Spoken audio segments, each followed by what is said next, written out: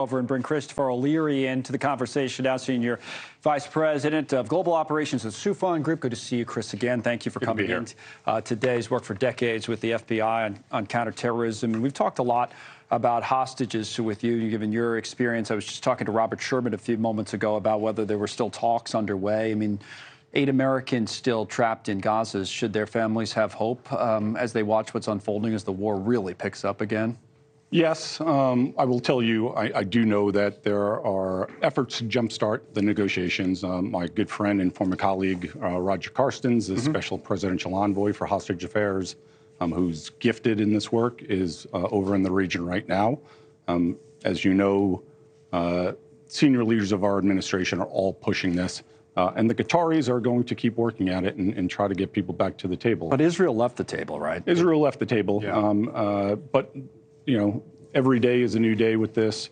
But also, this was never just going to be a pure negotiated release. There was always a parallel line of effort to locate and recover the hostages through tactical means, and that's ongoing every day.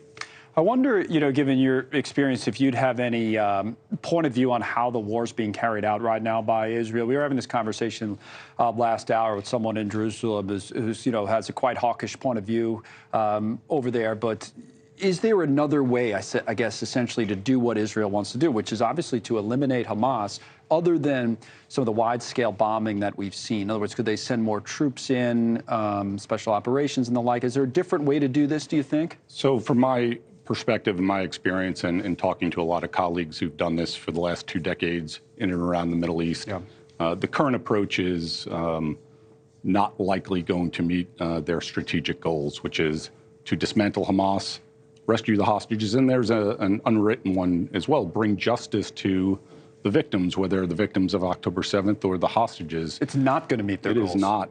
Right now, flattening Gaza, which is what's going on, is absolutely creating the next 2 or 3 generations of Hamas recruits. Right.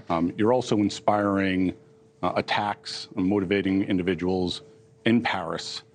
We could see that come to our homeland as well. So, like looking back to ISIS-inspired attacks through the mid-teens, we could be seeing that in the near term. As Hamas continues to endure this, they're growing in strength and legitimacy. And as we talked about last time we were together, October 7th, the horrific acts of that day become more eclipsed as time goes on. Trying to locate the hostages who were taken by Hamas. Those 2 things, going after Hamas, get you to the hostages. So the strategic approach of trying to dismantle the network of Hamas with nightly raids, which the U.S. did so successfully over the years, where the civilian population is not moving about at night, targeted raids at specific individuals where you go on target, you capture that individual, you conduct what's called sensitive site exploitation. You're gathering intelligence and evidence that you're taking off target with you. You're biometrically enrolling everybody that you encounter there. You come back, you interview and interrogate the person you took, you exploit the electronics that are taken off target, and you weave that into the other intelligence that you have from... Would that eliminate Hamas's ability to govern? Would that eradicate Hamas, to use Benjamin Netanyahu's terminology? Over time, it will dismantle the leadership, and you can fracture the network.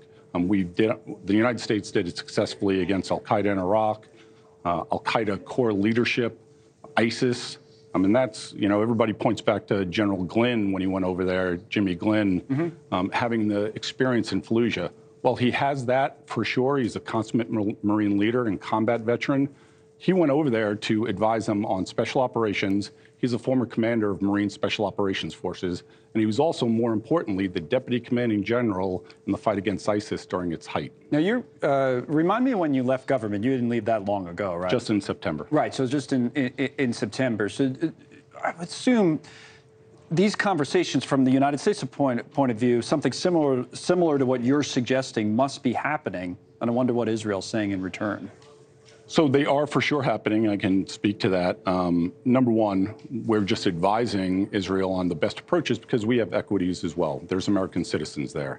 But number two, we have the experience for the past 2 decades plus doing this almost nightly. But the other thing is, if the tactics aren't changed, the U.S. is going to suffer.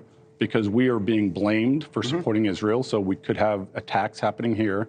But the other thing is our Arab colleagues and partners over there, Jordan being a significant one, we will start losing their support because, you know, the blowback on the United States. Right. And the reason I bring up Jordan is a third of the Jordanian population is Palestinian. The Queen is Palestinian.